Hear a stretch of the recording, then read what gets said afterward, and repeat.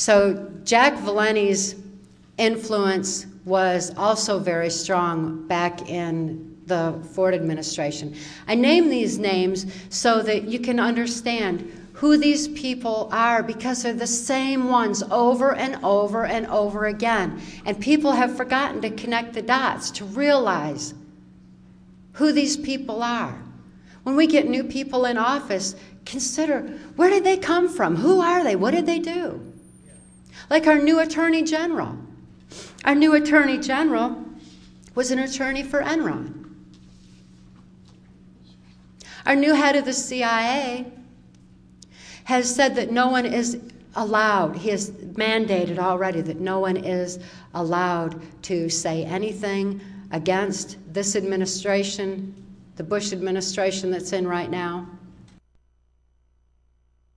or to go against their orders.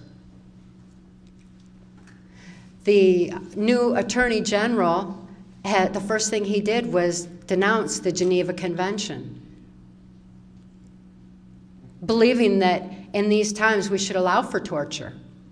It's not like they haven't all along, it's just they used to do it more secretly before it came out recently.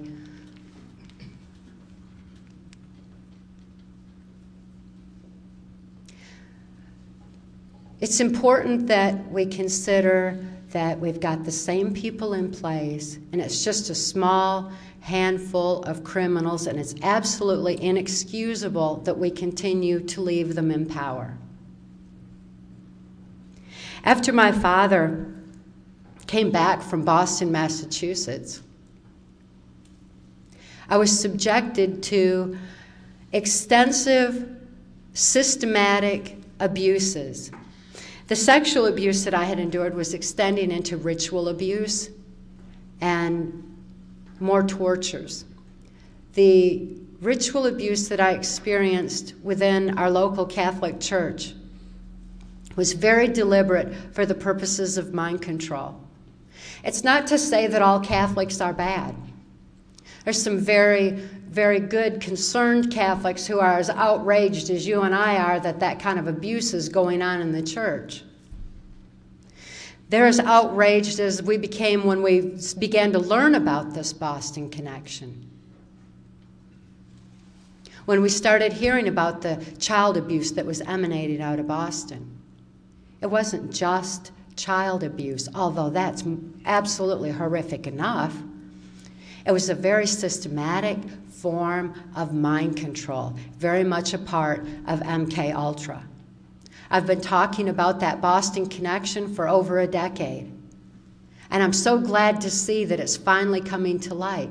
And yet the most key part of what's actually going on has been left out of the equation once again. Mind control, understanding mind control, gives us a comprehension of what we're actually seeing and gives us an understanding of numerous aspects of not only what we're seeing in society, but on a global scale as well. Because it's the common thread that ties everything together. It's that last piece of the puzzle that pulls the whole picture into focus where we can actually fully understand what it is we're seeing. Because once we understand it, we no longer have to fear it. We're no longer left to superstition. We're no longer left to fearing what's coming next, what's coming next. Instead, we know. We know exactly what's going on, and we can think beyond what we're being told. We can think beyond what the media allows us to know. We can expand our thinking and learn to stand strong with a strength of spirit and soul conviction to make a positive difference in our own lives and in our own little areas of society. And ultimately that will expand further and further and further. But it begins with awareness. The abuse that I was enduring under MK Ultra mind control was so extensive that I lost all my awareness. I lost my ability to reason. I lost my ability to question anything.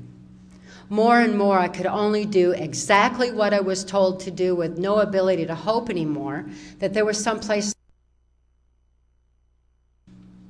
Not only was my whole environment saturated with this abuse, but I couldn't even think anymore to hope that there was some place where people were kind. I began losing my ability to think from about the age of 6 on, and it was quite an extensive progression over the next several years. This included going to the governor's mansion in Mackinac Island, Michigan.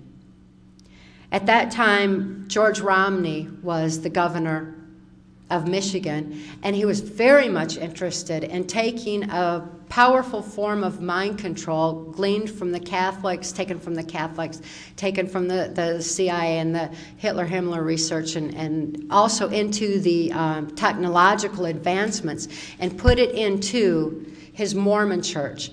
George Romney was very active and very high up in the Mormon church, and they could foresee that as a strong opportunity for being able to lead people in a religious way.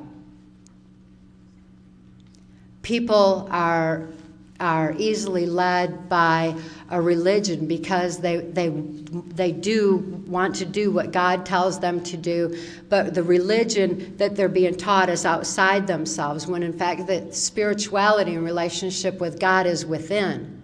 And yet religion can pull people down a path outside themselves where they're more easily led and controlled, particularly when systematic abuses are going on and MK Ultra mind control and technological advances are being used as strong as they were in the Mormon church. That's not to say all Mormons are bad. There's quite a few Mormons who are standing up once they're able to think for themselves to make a positive difference and stop the abuse in their churches as well. But that's a little bit slower. The devastation wreaked on people within the Mormon church is extensive, and it's very much like the abuses that go on in the Jehovah's Witnesses church that has just come into light, where their mind control is so prevalent there as well. And every time where the mind control is prevalent, there's always abuse, and it's usually sexual abuse of the children. We need to become aware of how people are being led this way.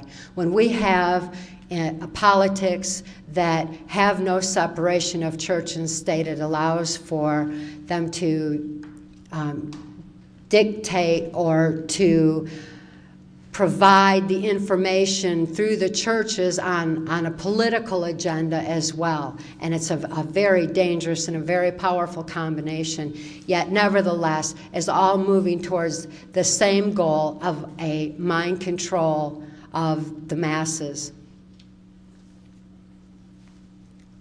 In Mackinac Island, Michigan, I also heard George Romney talk about what is now known as global education, where bringing a form of mind control into the education system and altering the history, and also pumping information into the children's head at a rate to where they lose their ability to discern and to creatively utilize the information, but nevertheless it's just being pumped into their head, especially with the onset of computerization and harmonics coming through the headphones while they're sitting at some of those computers. The computers were also deliberately designed to alter the history that they were being taught, because it was believed that to control the future, all they needed to do was control the history. Again, alter that knowledge base, so that when they do formulate any thought or action, it's based on something that's totally false or is something that's lacking key elements, such as mind control, such as what really went on in Nazi Germany.